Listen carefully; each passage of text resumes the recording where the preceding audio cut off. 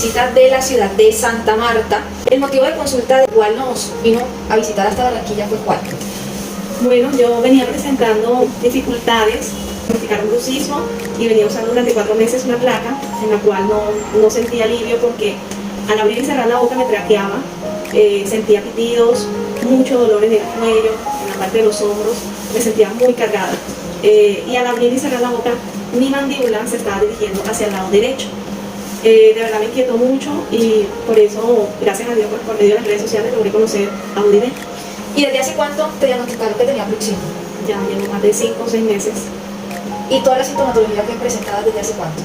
No, de mucho antes. Yo creo que yo tenía años, porque desde que empezó la pandemia, yo empecé a tener muchos dolores musculares en la parte del cuello y tal vez todo se estaba originando, porque también la mala postura que venía presentando, todo eso vino generando todos estos problemas y imagino también la parte del bruxismo, la parte muscular. ¿Y ahorita mismo cómo te has sentido? Bueno, ahora me he sentido muchísimo mejor, no siento al abrir y cerrar la boca, ya no me traquea, no he tenido zumbidos o pitidos, porque hasta fui al otorrino y todos los exámenes que me hacía con el otorrino salían perfectos.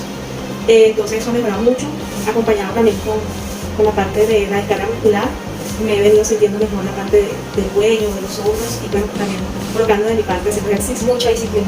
¿Cuántas citas llevamos? Llevamos como 4 citas. Apenas llevamos 4 citas. He sido una paciente demasiado juiciosa, se viene de Santa Marta para poder hacer los controles. Si no tuviera la disciplina, es muy difícil de poder obtener los resultados que uno espera y que el paciente espera. El día de hoy estábamos enseñando la manera de dormir, eliminándole esta almohadita que no le está ayudando para nada. Todo lo que estamos haciendo lo está dañando al momento que duerme. Y pues concientizando de que el cuerpo es uno solo y que el cuerpo se mueve. Entonces hay una reciprocidad y ya ella está tomando conciencia de eso.